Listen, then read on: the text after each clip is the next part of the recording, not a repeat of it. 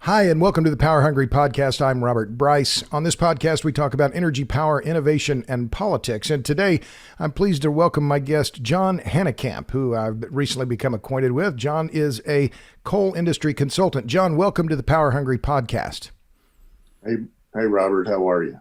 Excellent, thanks. So I did warn you, John, we're newly acquainted, but that all the guests on the podcast introduce themselves. So if you don't mind, imagine you've arrived somewhere, a party or an event, and you don't know anyone, and you have about a minute to introduce yourself. Please, who are you? John Hanekamp. I grew up in Western Kentucky. Spent a lot of time on my grandfather's farm. Went to undergraduate school at the University of Kentucky and majored in ag economics. Economics being the preferred part of that degree. Spent about 20 years in the grain business, during which time I bought, sold, transported, managed assets, met a squillion people, learned the business from a fixed price or flat price, as we used to say, as a grain merchandiser, the futures markets, trading barge freight, ocean freight, rail transportation, rail markets. During that time, I went back to graduate school at the University of Chicago. And during that time, I really got interested in macro and microeconomics at that school. Had some really good professors with that. Got an MBA there and spent another few years in the grain business before the company I was working for got bought out by a larger company. And the grain business was something you really couldn't transfer from one company to the other in those days. You found yourself out on an island, you had to go do something else. And it's a long story, and I won't go through it, but I wound up in the coal industry because there was an opportunity in St. Louis where my wife was from and was closer to grandparents with our 5-year-old son at the time, and it was a good fit. And at that time, the coal industry that was Peabody. You went to work for Peabody then. And that was Peabody. And the coal industry in general at that time sold everything pretty much FOB mine. They had not moved down the value chain, but Peabody. And so to interrupt, FOB mine means that the price is at the mine and the buyer pays all the shipping from the mine. That's and right. They absorb all the costs. Okay. Free on FOB is free on board at the mine. That's right. Okay. Loads it in the medium of carriage, whether it be truck or rail or vessel, could be the case, or barge. And Peabody was an early adopter in trying to develop value-added opportunities to sell coal further down the value chain and try and make money adding value to the product in order to try and diversify their revenue streams. And from that time, I started developing ideas in transportation, terminals. We eventually got involved in some mines in Venezuela and Australia, and I took over the sales and marketing and transportation for Venezuela. And eventually we opened a trading office in London, which I started and headed up, and spent 3 years in the UK, and then came back to the United States and developed I guess you could say a grand strategy for exports out of the U.S. because Peabody was in every major basin. And that seemed the direction we needed to continue to head. And then they kind of lost their way, and I decided to move on.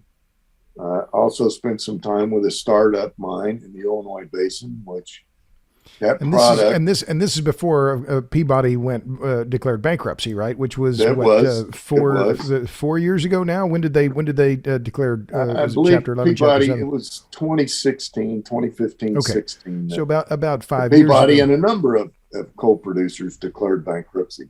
Right. But after Peabody, I went to a startup in the Illinois basin, did that for about a year, And then I went to Alpha Natural Resources in a senior level position to head up their export program.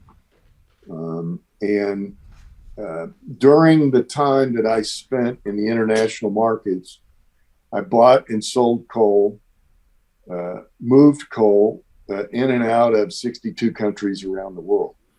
And so you've been to 62 countries? It's actually more than that, but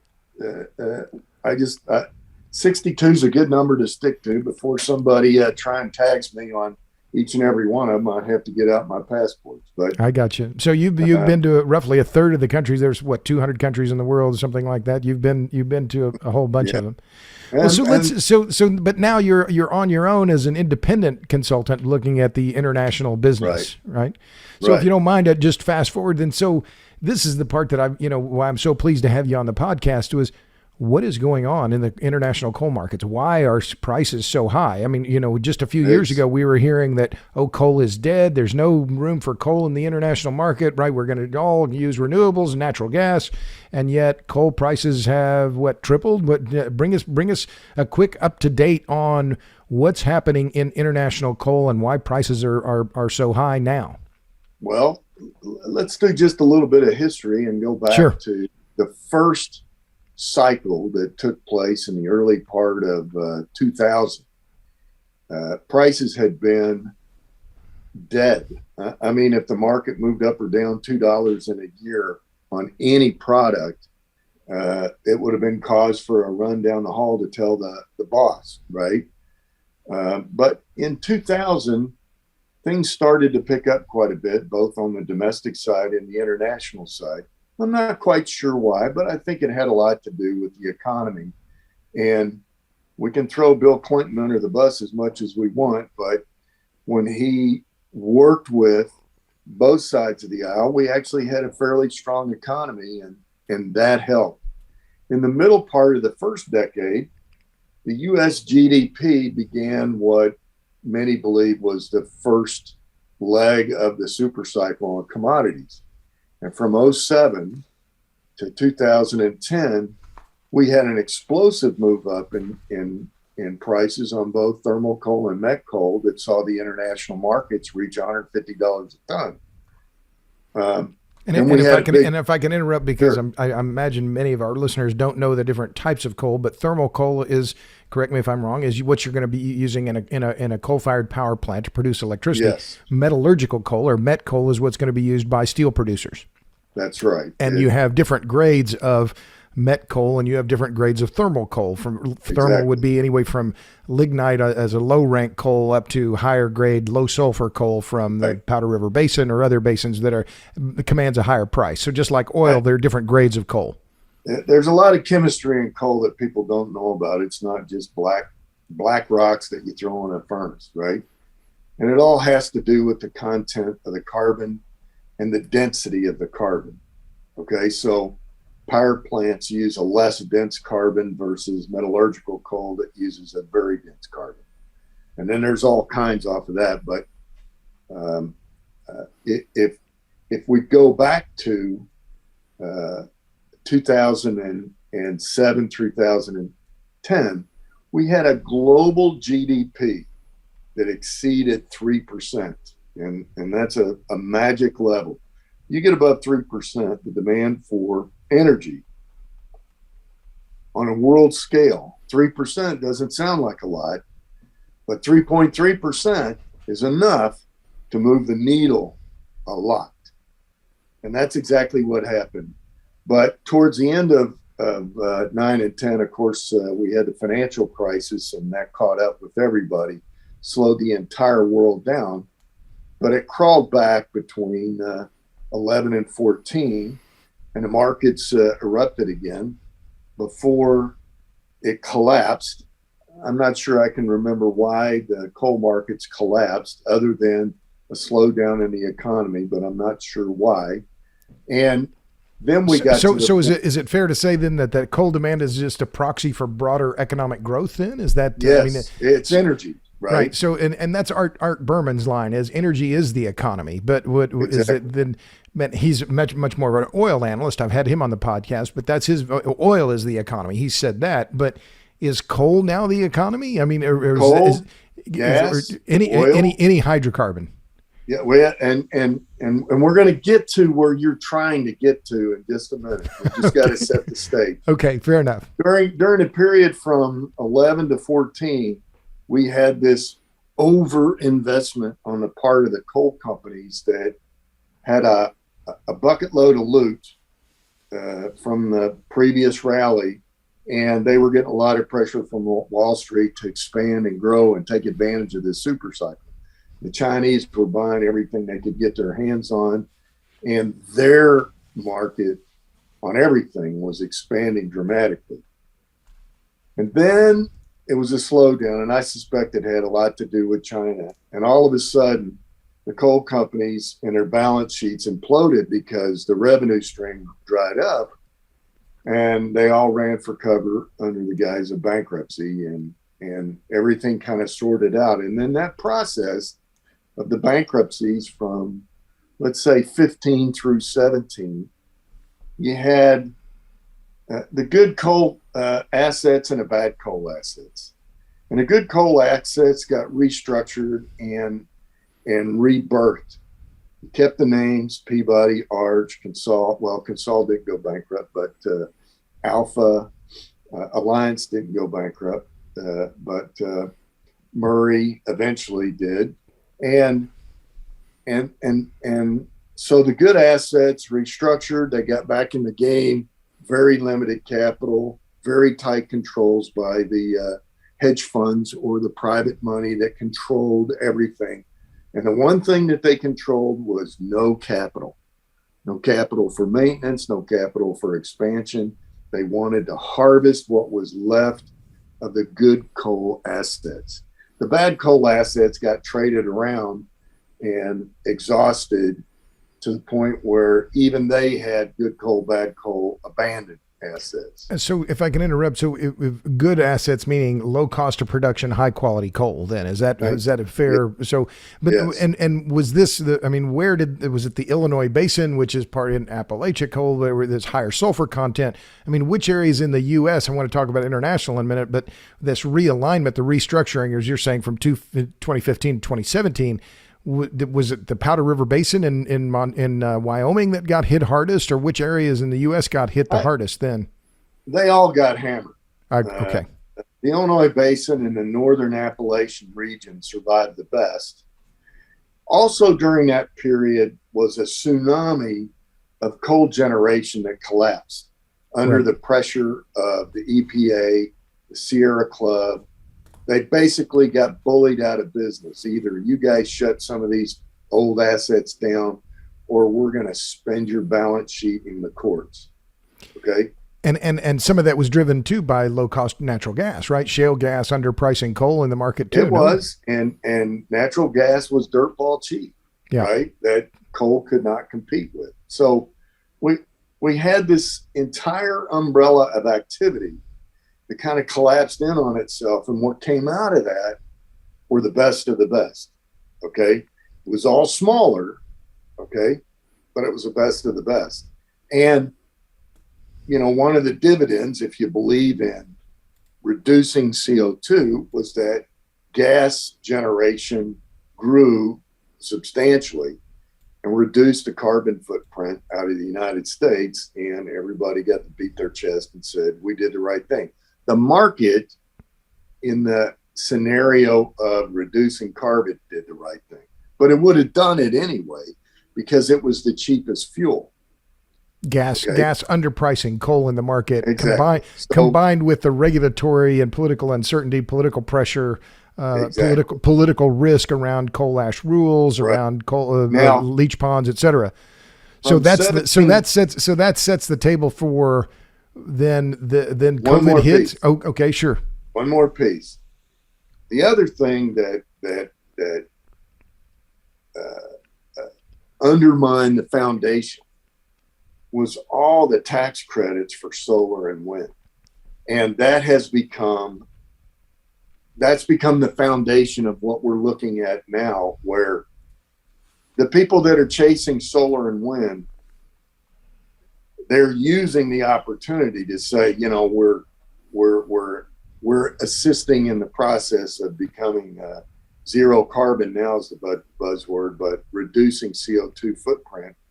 But in reality, they're chasing the tax credits on investment and sequestration.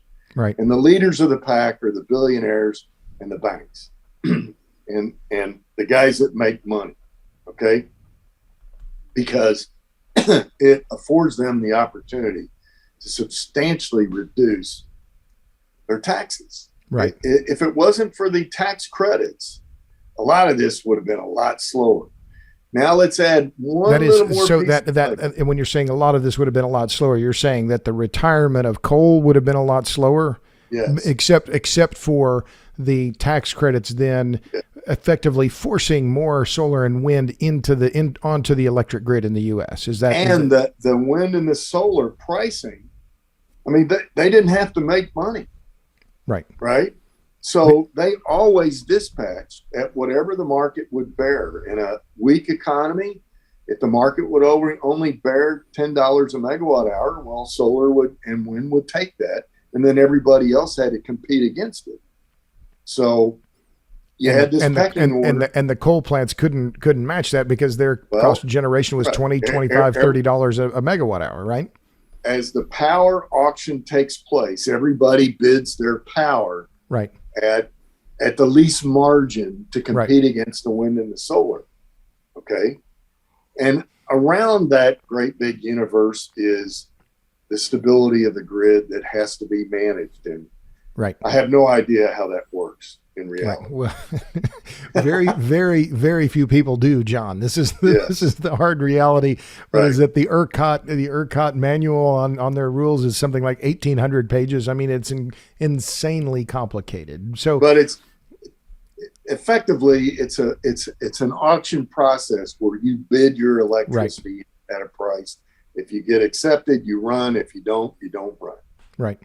And if you're lucky, you're on the reserve call. Right. So you set the table in terms of kind of that last 2 decades of history in the coal markets and the coal sector, right? Of boom bust cycle, which is familiar to a lot of in commodity businesses.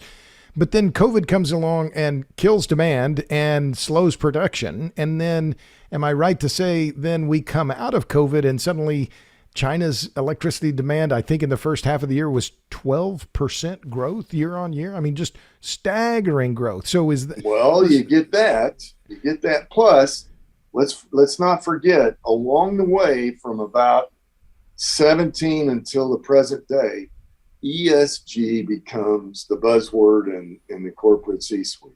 In environmental social governance, which we've talked about before. Rupert Darwall was on the podcast.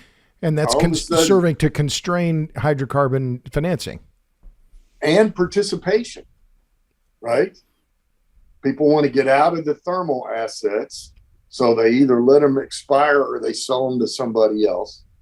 The banks won't loan the carbon assets, whether it's oil and gas or coal. They don't want to loan them any money, okay? And all of a sudden, we have no capital. We have no margin for maintenance capital. We have no margin for expansion capital. So everything kind of contracts to, what do we got to do to just get by, right? COVID comes along and it steals a really, really important asset, labor. Right. And all of a sudden we start coming out of this, people get sick of it. We start cranking back up, and the labor that's necessary for close quarters work, let's say out in PRB, Powder River Basin, where everybody's driving around in trucks and they're individuals, that's one thing. But underground mines where people are all working with each other and there's closer quarters, all of a sudden that became, and everybody's scared to death of dying from it. Right. Okay. That we start burning inventory because we're not getting the coal that we need. And as the economy improves, then there's a demand on everything. And the first thing that picks up is not so much the domestic economy as much as the international economy. And it starts sucking the coal out of the U.S. big time, right? So that's interesting. I didn't know that. So U.S. exports spiked early on when to meet they international begin to demand. pick up. Okay, all right. So that the spot availability of coal isn't, the drive-up window is closed. That's what we started saying. You couldn't just pick up the phone and call your local producer and say, "Hey, I need a train." Okay. And so this starts to happen then early 21, early this year then, or when do you think it started happening in the second quarter of this year? Okay. So Q2 of 2021, you see this revamp where the world starts to unlock. And as I've written many times, there's no inventory. There's no inventory, but electricity demand is booming, right? Because electricity always everywhere is a direct proxy for the economy, right? Exactly. So is it then the electricity demand driving coal demand that was driving the key, gas, or was it was dry? Okay, so but was it more thermal coal being the prize commodity, or being the one that was in more demand than met coal? Because both prices, both of them spiked at the same time. No. Thermal coal started in April. Met coal started to move in May. Okay. By the time we got to August, everybody realized, well, we got the low-hanging fruit. Okay. And we only had to move up a couple dollars at a time. By the time we got to August, there wasn't any more low-hanging fruit. You had to get a ladder, right? So when you're saying low-hanging fruit was inventory, that there was stockpiles of coal that existed either at power plants or elsewhere. It was just, you're starting to absorb the capacity, the overall global production of all the mines on the planet. Right. That they were starting to go back to work, and all of that slack or inventory was taken up, and then you start losing. Then we get a pause. Then we get a pause in August, because in August, I learned this after living in Europe for 3 years. Everybody goes on vacation. They got a problem. It's this winter, but I'm going on vacation. When they go on vacation in Europe for August, they leave, and you don't hear from them. Okay. When we go on vacation, we take our phone, we take our iPad, we keep up with emails, right? But when the Europeans go on vacation, it's see ya. Okay. Then they come back. Then they do their budgets, for Q4 and Q1 to get through the winter. And that's when they realize we got a problem. And they call Houston, right? And then the market starts moving by helicopters. All right, we jumped off the ladder. Now we're in a helicopter. It's like it's moving up $10, $15 a day because it can't find the coal. So you have more people bidding for shipments that can't find it. So the price per ton then starts accelerating. And then now when commodities in general around the world are moving. Right. And we all know when traders see a trend, they all jump on it like ants on an anthill, right? Right. They're all over it. And that exaggerates it even further until October the 5th. And October the 5th, we hit the highs. And as October passed, we saw a significant correction, which I talked about last week, that really corrected these markets. All the coal that's available to get through the end of the year has been more or less transacted, and there ain't a square to spare. So, so just to be clear, though, so you're saying October 5th, then was that the spot price for Newcastle coal, the Australian marker? It was Newcastle, it was South Africa, it was Europe. Okay, but on the global market, Newcastle is kind of the proxy for Brent or for WTI, right? And then on October 5th, it got to what, 200? What, to remind me of that? You said Newcastle. Actually, the real market is API 2 because it has the greatest liquidity, and that's in Europe. Okay. Is that delivered to Rotterdam, or where is that? It's delivered Antwerp, Rotterdam, and Amsterdam. Okay. And that's API. I haven't heard that marker. API 2. API 2. Okay, great. Yeah. At the same time, we almost have to backtrack a little bit. We saw a clue of what was going to happen in the gas market last winter in January when that strong spike hit Northeast Asia and LNG prices went to $36 a million. Right. Okay, for LNG per million BTUs. Right. Yeah. Yes, and at the same time, coal started moving, gas started moving, and carbon prices started moving, and oil was kind of late to the party. But all this really ballooned in September and early October, and oil is still kind of finding its way up because we got to the point where you can't buy any more coal, you can't buy any more gas. The only thing you can burn now is oil. Right. And on a BTU basis, in many cases, it's cheaper than natural gas, which is a remarkable thing. So you've seen this correlation or a very unified increase in price for what API 2 for Newcastle, for WTI Brent, and then for the JKM marker for LNG and for delivery into the Asian market. Because is it fair to say then that the buyers were looking for any kind of hydrocarbons, anything that burned? It was what that they could generate power with. Right. And the Chinese are in this whole mix too. Okay. So on top of that, you got ocean freight that everybody and their brothers trying to move, paper clips and phones and shoes and everything under the cars. sun. Yeah, right. It got so bad with these containers that people started buying or chartering bulk carriers, that are used to haul bulk commodities. They're putting containers in those and moving them around the world. No, I hadn't heard that. So they're putting shipping containers on coal ships and on. But the common seed here is ESG, because it starved capital from fossil fuels all over the world. Okay, it was the catalyst that while nobody was paying attention, everything's kind of shrinking in terms of capital investment on maintenance capital that you need to make sure the mine, the oil well, the gas well, the whatever gets what it's supposed to. And maybe the tipping point was when the Biden administration choked off the pipeline and Keystone XL. And everybody, and they're working on another one in Michigan right now. And everybody realized that 5. Yeah. These guys are attacking fossil fuels from the administration, and all we've heard these guys do is go out and beg somebody else to produce more. Right. And not only did the Saudis say we're not going to produce any more than the incremental 400,000 barrels a day, but yesterday they put a bigger premium on oil over and above what you see in the Brent and the WTI marker.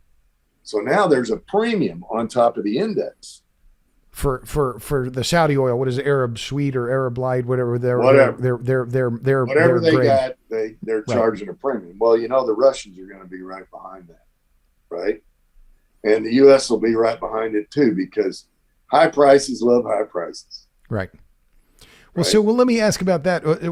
So let me just review then. So John, and I think it's great the way you set the table and said, well, so there are a whole bunch of factors that have come together, right, to. I'm not going to say the words perfect storm, but that all these factors come together to then lead to this spike in prices. But it's multi-factor, right? That the restructuring of the coal market prior to COVID, then you have COVID and labor shortages and mines not producing as much as transportation. Okay, right. Good. That's good. So and I haven't even talked about rail. Okay. So, but transportation in general, the ocean freight and so on. So, the restructuring of the market prior to COVID, then you have COVID and labor shortfalls, then you have ESG constraining capital, and you have the transportation bottlenecks and the economic recovery. So all of those together is that contributed. Now let's put one thing in really good perspective. Remember when we talked about 3.3% global GDP from 07 through 10? Right. Our global GDP started this year at 6.4%. Wow. Okay. 6.4%. And on October the 12th, I was positive the IMF was going to say, well, boys, we just can't keep up. We're just going to have to knock this down. Well, they knocked it down just a little bit. And I think they didn't want to rain on the parade in Glasgow. And what do you mean by they're going to slow this down? But what was the IMF? What were they going to be able to do? They weren't going to be able to do anything. They were just going to be able to project that there just isn't enough energy to sustain 6% global growth. So we're going to have to ratchet this down. The availability of energy to sustain this level of growth just isn't available. So we're going to have to adjust our forecast. Oh, I see. So you were saying the IMF was thinking about making an announcement that there were energy shortfalls, or that they come out every quarter, right? Right. And they didn't change it, but the big banks like J.P. Morgan, Credit Suisse, Goldman Sachs, they cut U.S. fourth quarter GDP down to about 2.5% from over 5%. But the IMF didn't touch it because they were looking at the spike in energy prices and saying this is going to slow the economy. The banks did. Right. Okay, I got you. The IMF should have, but they didn't. And I was really surprised by that. I kind of think they didn't because they didn't want to rain on the Glasgow parade. Because they didn't want to step out of line ahead of this big climate conference and say that hydrocarbons matter. I mean, is that too blunt? That you guys went too far. Now this thing's out of control. And if you paid attention over the last week, all of a sudden, I've noticed this. We're getting people coming up and saying that I think we better slow this major transition to renewables, these targets to 2030 and 2035. We got to slow this down. We may freeze to death this winter because we've moved too fast. Well, it's interesting you say that because that was one of the things I saw the quote from Larry Fink, in fact, from BlackRock saying, oh, well, these high prices could cause social unrest. And I thought, well, hold just a darn minute here. Weren't you the one saying that ESG and everything's going to have to be slowed down and we're no hydrocarbons, no fossil fuels? And yet he was beating the drum the loudest. Right. And that was the part. So am I too cynical or am I just observing this correctly that where Europe is now, I don't hear any of these countries or the utilities saying we want more solar panels and wind turbines. I'm hearing them saying we want more natural gas and coal. And I mean, there seems like there has been, I guess the question is this, have we crossed some kind of line here now that there's suddenly a big dose of energy realism happening, or how do you see it, John? Well, let's think about the macroeconomics. Okay. The microeconomics, I'll give you a good example. My utility bill, you'll look this up on your power bill. I'm sure you'll see the same thing. My electricity costs me 4 cents a kilowatt hour. Right. Okay. Now there's a whole lot of surcharges on top of that. Right. But the electricity portion of it's 4 cents a kilowatt hour. The generation part of it. Yeah. It might cost another 10 cents in taxes and distribution and all that other stuff. Maybe it gets up to 14 cents. But in Germany, it's 36 cents euro cents a kilowatt hour. Right. That's 3-4 times what we pay. Okay. These guys are having to decide between food and heat. Right. That's big. Yeah. Okay. So you may think this may be an inflection point then, this run up in prices? Well, there's one of two things has got to happen. We're either at an inflection point or we're going to see horrendous demand destruction because cost of energy is too high. We've already seen that because of natural gas prices, that fertilizer, nitrogen fertilizer plants in the UK have had to shut down. They can't afford the gas. Right. It's interesting you say that because I heard the same thing in Australia, that there are fertilizer plants that are going to be closing there, so that the knock-on effects of this spike in hydrocarbon prices, but particularly natural gas, could lead then to much higher food prices or even shortages. Now see, you're starting to think at 50,000 feet. Okay. Okay.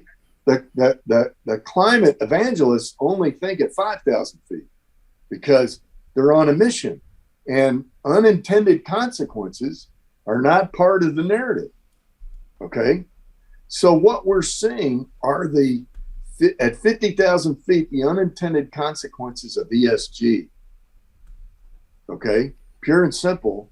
And when you slow a global economy down to darn near zero, and then you crank back up and the margins expand, game on.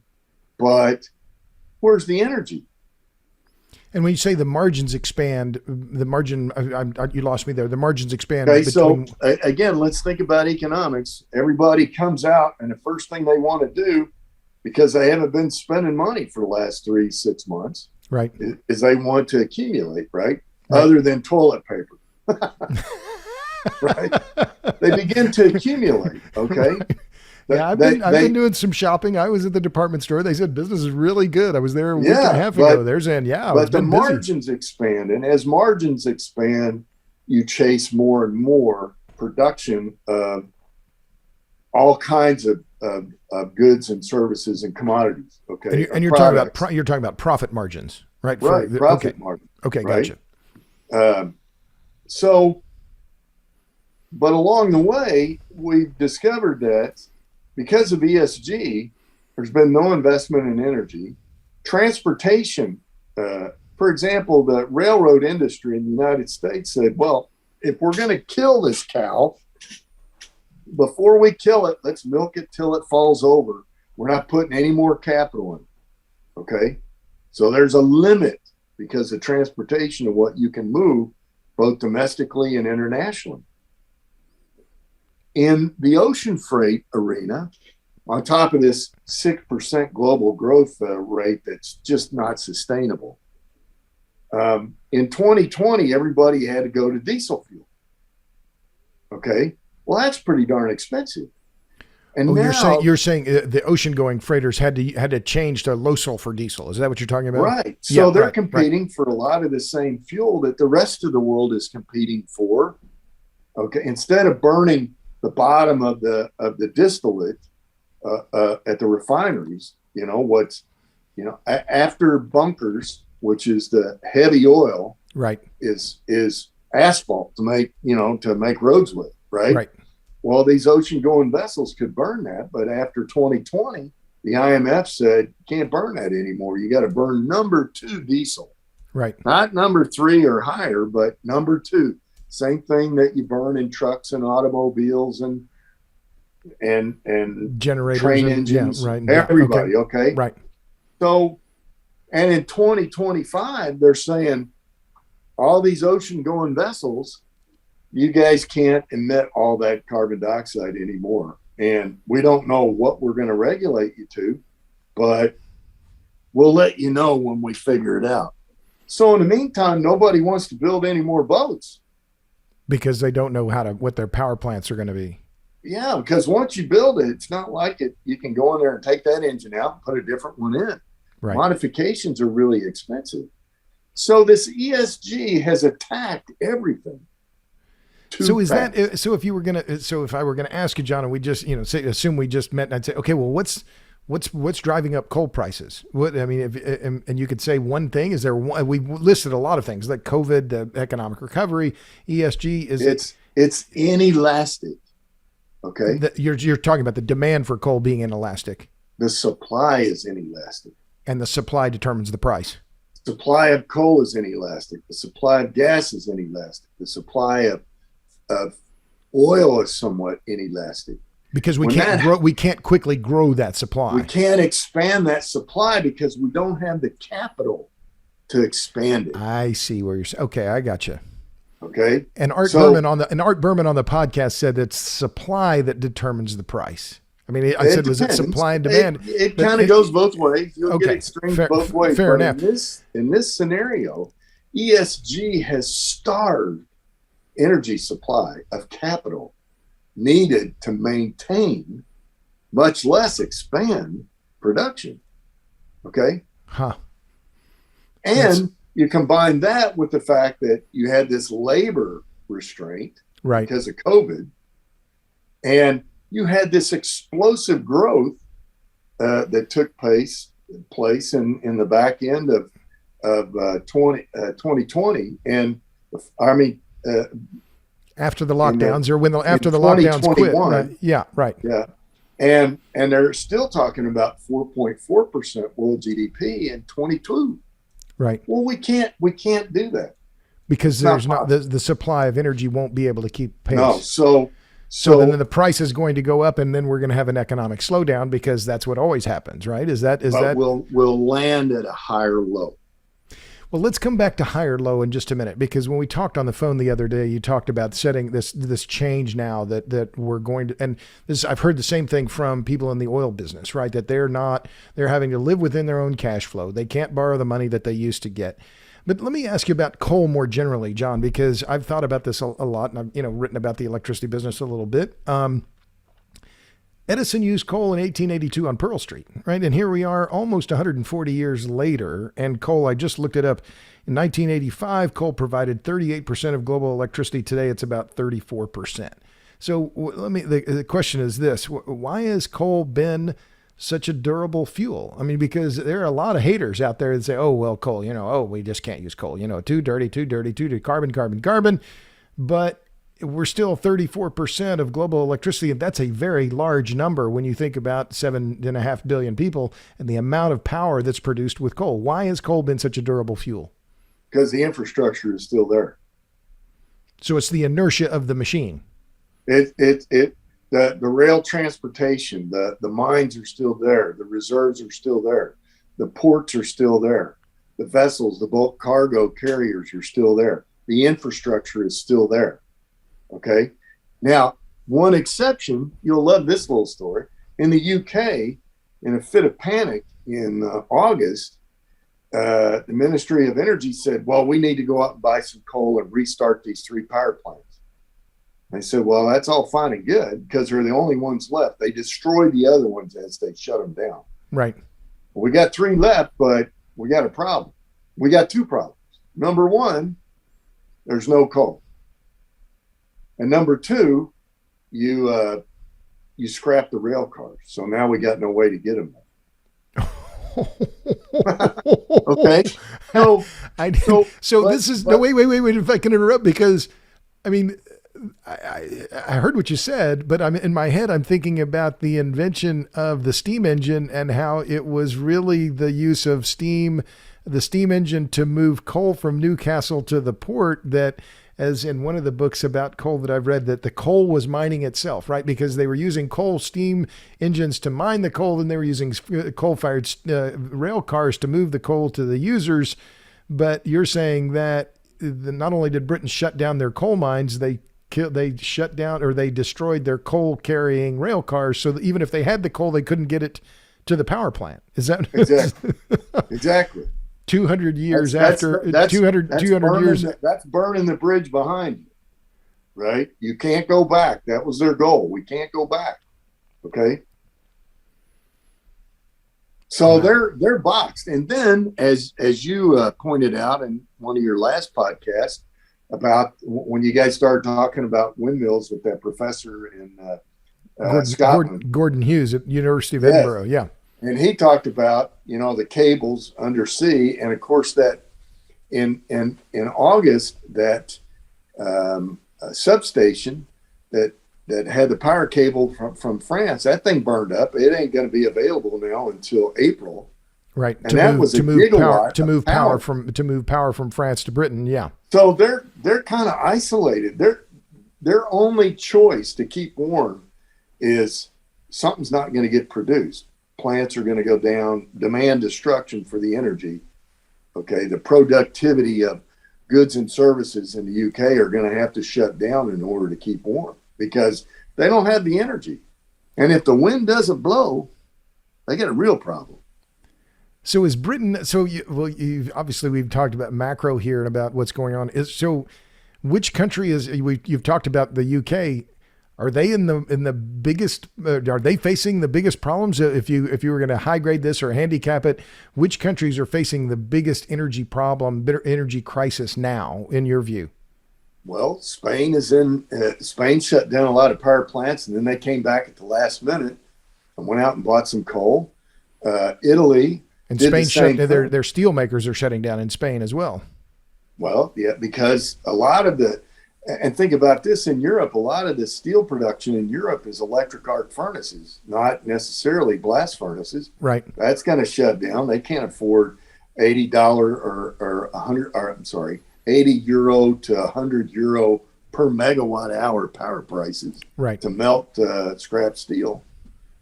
I think Europe's going to have a lot of demand destruction through the winter. Okay. But when we come out of winter, there's still no inventory. So higher prices for longer are going to be required to spark new demand or new supply of hydrocarbons in order to meet demand. Otherwise, otherwise the deindustrialization of Europe lasts for longer. Now let's roll back. Who owns all the coal companies for the most part? And I hope you're going to answer that. They're the hedge funds. They're the guys that are controlling what happens to those tsunamis of profits. They're going to extract a lot of that, harvest a lot of that, because nothing has changed. And here's the biggest nail in the coffin that took place. I don't know what the date was, but it was recently. The Supreme Court, after 4 years of deliberation, ruled that CO2 is a pollutant. So the EPA can now regulate that. Well, holy cow, if we may have all this demand for coal, but if you lose in court to some contest that says you contributed to CO2 as a pollutant, okay, and that's responsible for, I don't know, whatever the case might be, well, you kind of got your back up against the wall. So there's even more encouragement to harvest, not invest. So to extract, the way I would put it maybe is extract rent, whatever rent if you own that coal mine, you're going to run it whatever you can to maximize profit because you're not necessarily publicly traded. You've got private capital. You want to return that to your investors. And so there's not going to be growth in supply because there's no incentive, or actually there are more disincentives to grow supply. Am I paraphrasing? There's more restrictions. Okay. More restrictions on growing supply. Yeah, there's a lot of incentives to grow it, but the restrictions they're too difficult. And not only that, we still see these generators, the big utilities, still shutting down power plants, coal-fired power plants, because they're tired of fighting in court. They're tired of spending hundreds of millions of dollars fighting these climate bullies. Okay, they're like, okay, fine, we give. All right. Well, but it's not even the coal plants, if I can interject, because this was what the Natural Resources Defense Council and Riverkeeper did in New York to Entergy, that ultimately Entergy said uncle, and they closed Indian Point. It wasn't because the plant wasn't making money. They were tired of the as I understand it, just tired of the legal fight, which was bleeding them. And so they said, okay, well, here are the keys. And they walked away. And then that has now created more demand for natural gas in New York, of course, which was what everyone expected.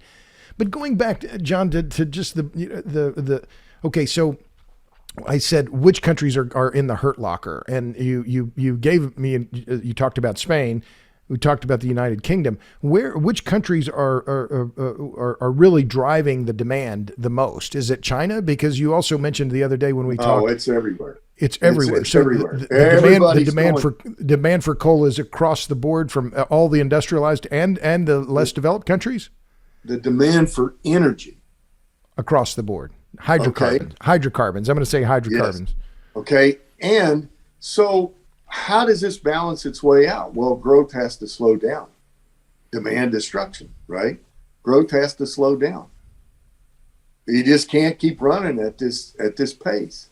Okay. So, and if growth slows down, then jobs aren't going to pay as much. There's not going to be as much opportunity, Well, more you keep unemployment. going down that macro road at 50,000 feet, and they're just dominoes that begin to fall, right?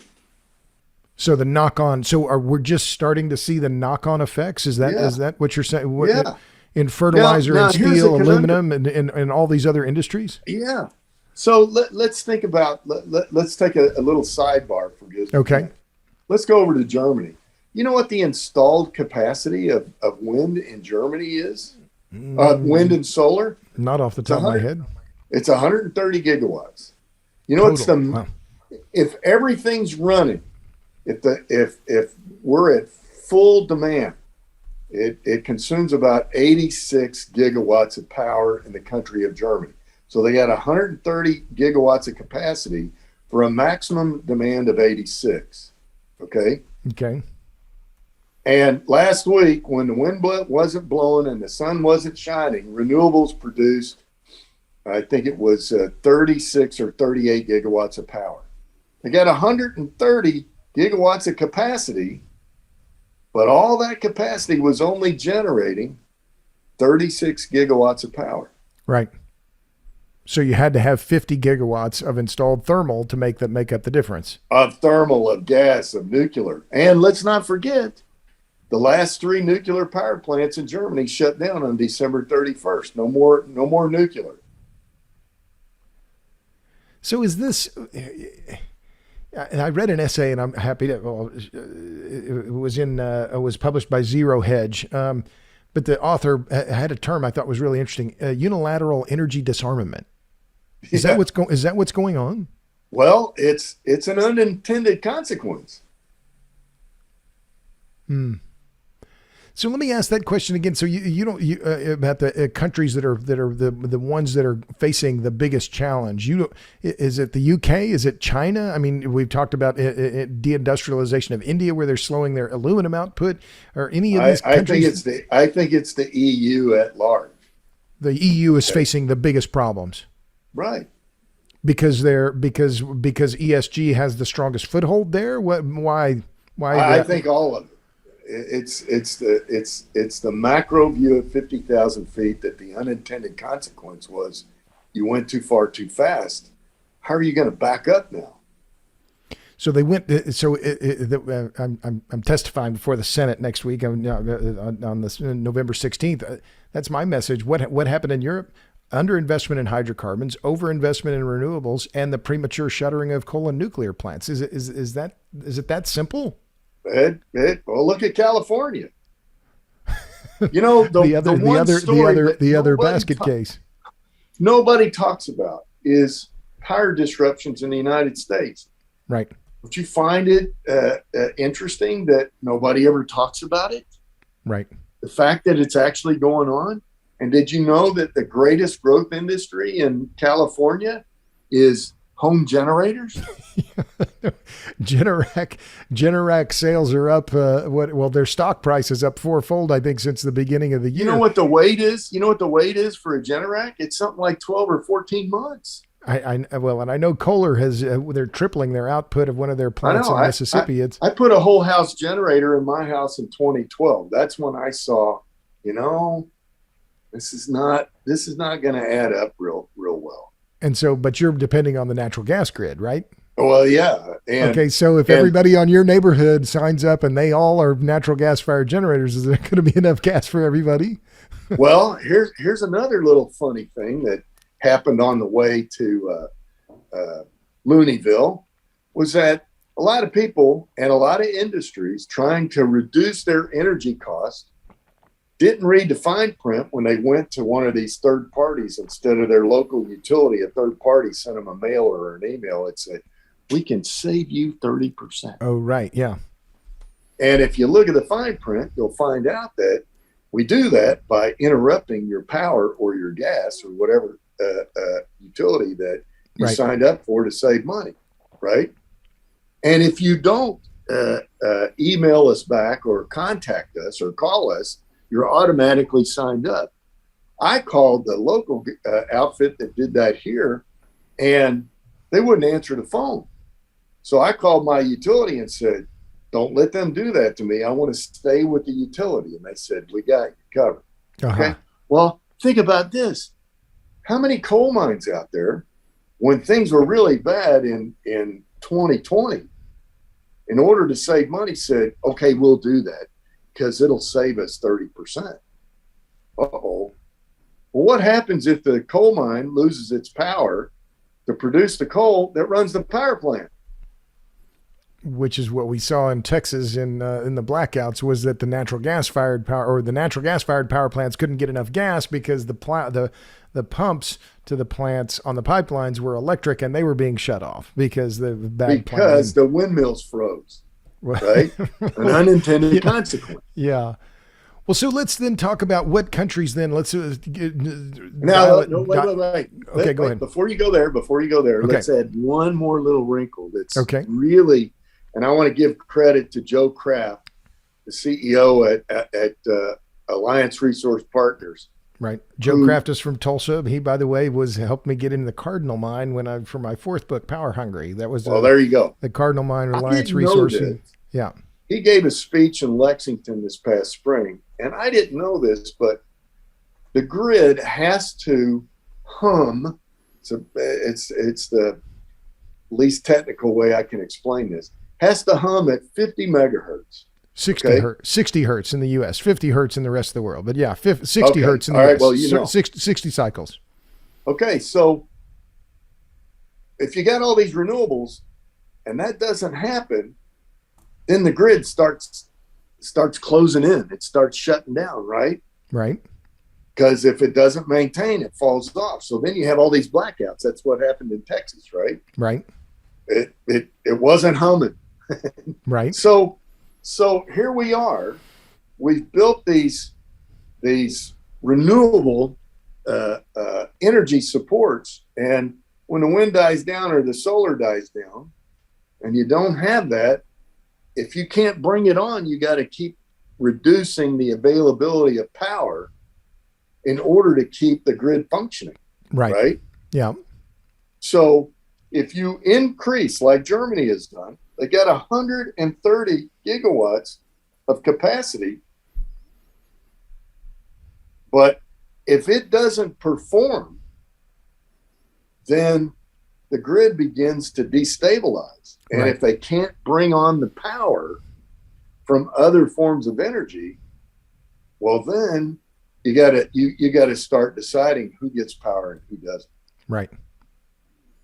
Yeah, no, I agree. And this issue of grid vulnerability, fragility is one that I've been focused on now since February 15th. Believe me, it's been one of the top of mind for a long. If you get down to the microeconomics of it, who suffers the most? The poor. Right. Okay. And I won't interrupt you from going to the next level that you want to go to. Well, so you mentioned the other day, I remember I made some notes. You said that China is now producing about 4 billion tons of coal per year. For power generation. For power generation. So that doesn't include their met coal. No. Okay. So, and you said they need to increase output by 20%. Is that even possible? For the quarter. Say again, for what? For the quarter.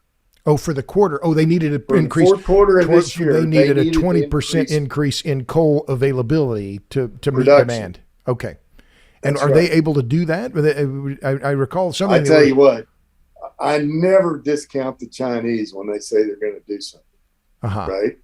And of course, they used a stick instead of a carrot, said, if you don't produce tons, we're going to put you in jail. And that's when I told you, I thought, okay, well, then what are you going to do about the first quarter if they're all in jail? That's right. I remember. So, but it appears, I mean, the more recent headlines from India and China appear to indicate that some of the critical shortages that we heard about a few weeks ago have eased a little bit. That coal availability in India has recovered a little bit. It's demand destruction. You forced consumption down.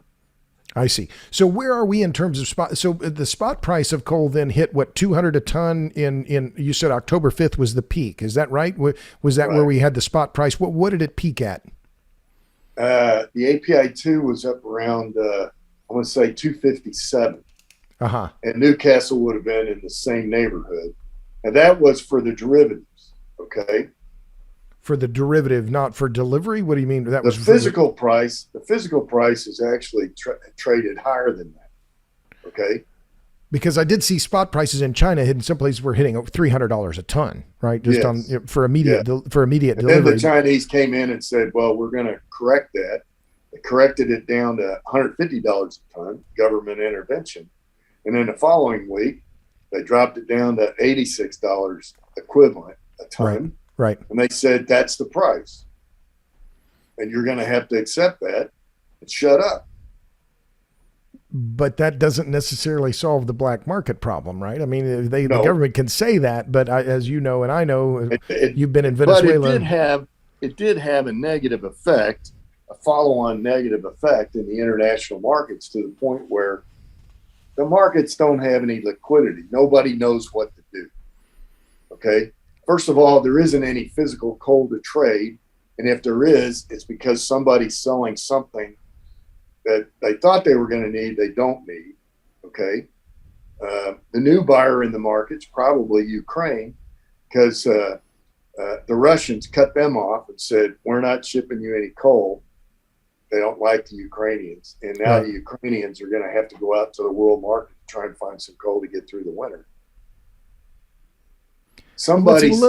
Let's talk about then. So, I mean, it's easy to forecast, catastrophe, I guess, because there's something in us that we like the idea of dire stories. But are we going to see people freeze to death this winter for lack of heat?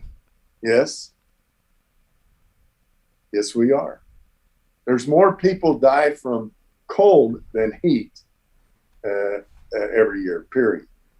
Okay. But that's going to happen. And it's going to be mainly in Europe, you think, or in China as well? It could be here too.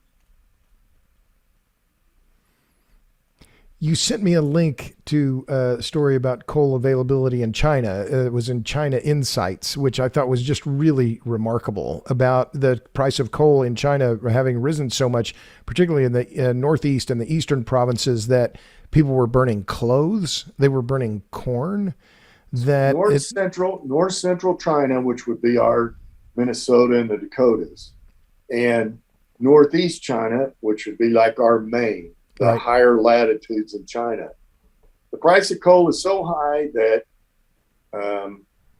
selling their corn crop would not pay for a ton of coal. So they decided that they'll burn the corn. We're burning food now to keep warm and to cook, and any old clothes. Okay, that was what was on that video that I sent you. Which was just shocking. I mean, just shocking that. I mean, we burn food here to make ethanol, right? Which is a whole other story. That's crazy. I'm a long time critic of the corn ethanol scam, but to see the Chinese and ordinary Chinese being interviewed on the street saying we can't afford coal. What is going on here? Again, these aren't the urban centers. This is out in the country, right? Right. Sure. Yeah. So people are going to freeze to death, and there is that real prospect. But again, handicapping it, you think Europe is in a bigger fix than other places because of the way that they've handicapped themselves. Is that fair? Yes, the unintended consequences. They have moved too fast in the name of climate change. Okay, I mean, I watched a video yesterday, and Antifa challenges any conference that wants to debate climate change and or carbon emissions. Okay. And yet, statistically, some of these scientists that aren't chasing the money, if you will, they're chasing the science, have said that globally, we have a CO2 drought. Okay. And one of the best examples that they gave was look at the Dominican Republic and Haiti. If you look at it on a map, a correct map, the Dominican Republic is green because they're burning fossil fuels, and Haiti is brown because they're burning all the trees. Right. For carbon. Sure, I've seen the satellite images. Yeah.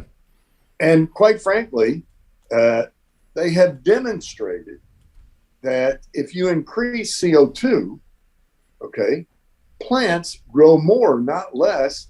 But here we are in the UK, we're burning wood pellets for power generation. Shipped over from the United States. Right. Yes, and those guys think we're going through the forest plucking out all the trees that fell down. Right, which is not the case.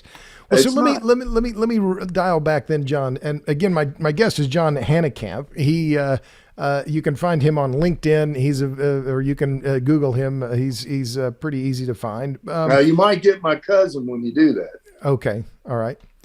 He's a doctor in Boston, so be careful. Okay, fair enough.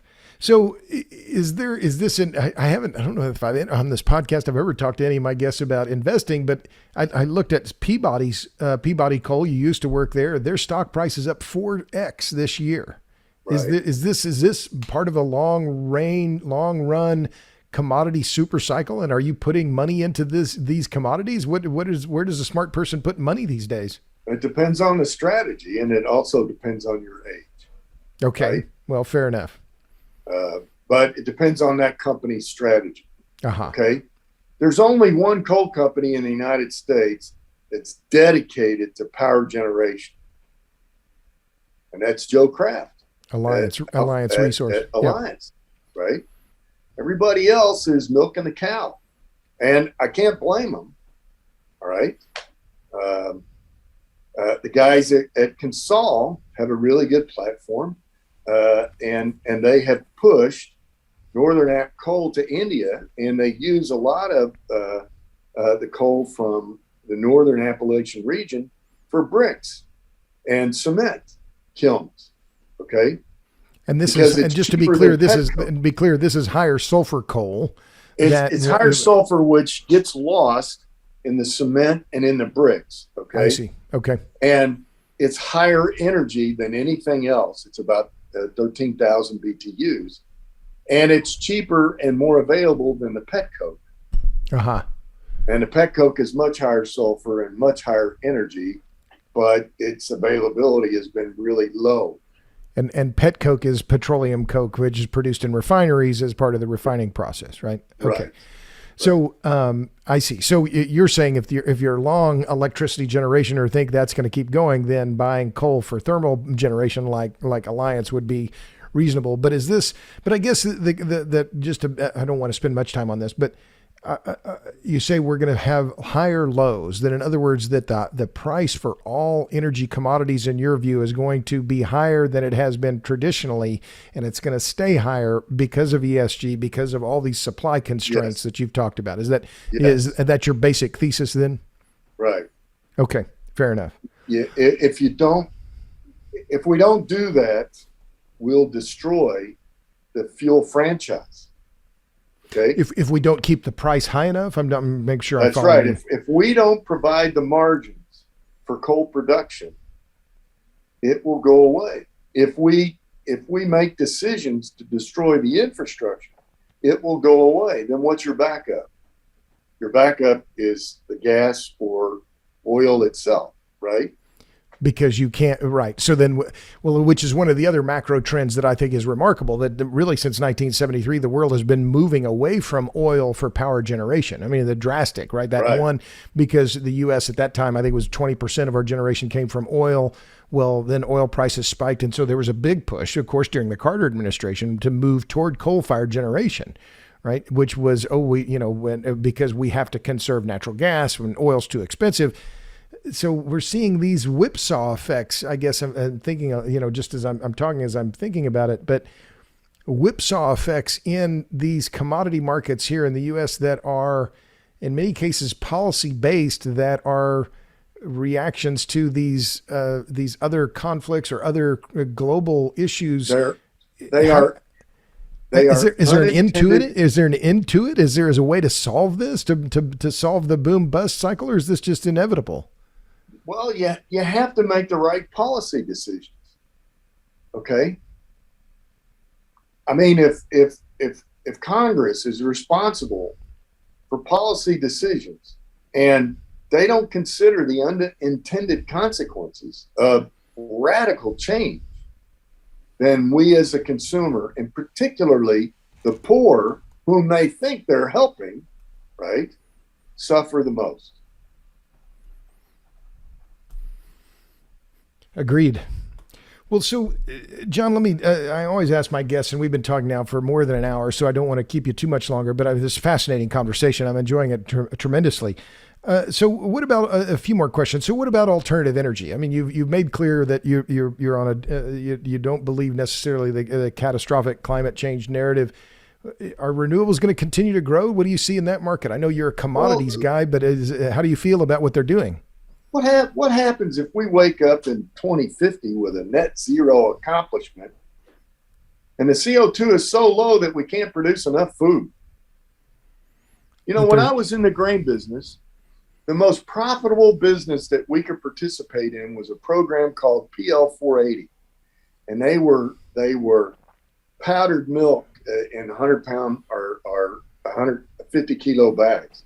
It was pulses of all kinds of dry beans, okay? It was wheat. It was flour, okay?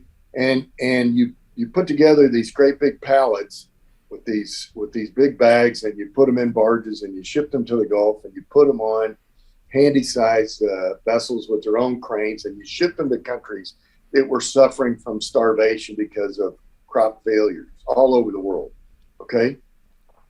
When's the last time you heard about a drought and massive starvation around the world? When was the last time? It's been a while. That's right. Okay. And I've said all along, if you look at when I left the grain business in 1999, the biggest crop we'd ever had was 8 billion bushels. You know what we produced in the United States this year? 15 billion bushels of corn. 20 years later, 22 years later, then. Yeah. Now, almost doubling, but that's better. Yeah. That's precision agriculture. It's better the fertilizer, better genetics. Yeah. But more fertilizer, better crop management, technology, yeah. But CO2 supposedly being higher, that's food for plants. And yet the Supreme Court ruled that it's a pollutant. I'm like, you know, I hope when you sit down in front of the Senate, you sit back and go, so food for plants that produce oxygen has now been determined by the U.S. Supreme Court to be a pollutant, and the EPA can regulate that. I might stay away from that one, John, because that opens up a whole can of worms. But I think that fertilizer. It does, but we have to open those cans of worms, okay? Or we're going to wind up with no bridge to cross behind us. Which is where Britain is without enough coal rail cars. Thank you. Okay, so just the last couple of questions, John. If you listen to the podcast, you know what I'm going to ask you. So, what are you reading? What books have you been looking at, or other things that you're reading? What has been caught your attention lately? I've been reading the library produced by Bill O'Reilly to look back at history. Oh, okay. On so many things. Okay, history is actually the research foundation for a lot of things that happen. And are going to happen with policies. Okay, so that's one thing. But the other thing that I've found an insatiable desire to learn more about is the debate on climate change. Uh-huh. Okay, nobody's listening to the other side. Okay, and I find it interesting that most of the people that work for NASA who have not challenged anything, number one, because they've been told not to, and number two, funding is so important. I've been watching a lot of YouTube videos where you get to see the other side of the debate. And the other thing that I found out is if you want to really understand climate change, follow the money. You ever wonder why all the billionaires are rooting for climate change and CO2 reductions? Did you know that the billionaires on this planet are the largest landowners on the planet, right? Yeah. And most of what they own has green on it, producing oxygen and consuming carbon dioxide. And if the policies change enough, those properties, which right now, for the most part, only produce an annual tax bill, will all of a sudden start generating huge carbon credits that they can then sell to everybody else that needs a carbon offset. Always follow the money. Well, that's one of the maxims in my reporting that I do. So, okay, so thanks in terms of what you're reading, the Bill O'Reilly books. So, what gives you hope? The fact that all of us, you included, that have worked hard in this journey through life, that have earned what we've accomplished, persevere and make sure that we take young people under our arms who are extremely impatient. Okay, best example I could give, I was talking to a friend of mine the other day, and his son was complaining that he was never going to have what his parents had. In the meantime, he's making payments on an ATV, a boat, a motorcycle, and a four-wheel pickup truck, but he's living in a really small house, and he's complaining that he's never going to achieve what his parents achieved. Okay, well, as long as you're willing to earn it, and the only thing I have left at my age is to share my experiences and what I know and my knowledge. And when I got a call from you that said, would you like to be interviewed? It was an opportunity to share my knowledge and my experience. I don't want anything from it other than a pair of ears. Okay. I remember a story my grandfather gave me once when I was 12 years old working on a farm. He said, Johnny, I would give you every dime I possess if I could take my knowledge, what I know, and be your age. And when I was 12 years old, I had no idea what he was talking about. Uh-huh. And we have to earn this journey through life. And one way to earn it is to share what we've learned, right? That's all we got left when we get to a certain age. We learn, we teach, and learn, and then we teach. Well, I like that idea. All you want is a pair of ears. So I hope on this podcast you get more than one pair, maybe a few thousand pair would be great. So, well, listen, this has been great, John. We've gone for more than an hour, so I don't want to drag on too much longer. Although I'm certain that we could. So, my guest has been John Hanekamp. He is an independent coal industry consultant. He's based in the Chicago area, if I'm not mistaken. No, St. Louis. St. Louis area. So, you can find him on the interweb, I'm certain. But John, many thanks for a fascinating discussion and for being on the Power Hungry podcast. You're welcome. And thanks to all of you in podcast land. Tune in next time for the next episode of the Power Hungry podcast. And if you are so willing, put one of those ratings on us. Give us 34, 65 stars, however many you can put on there. Until then, thanks. See you next time.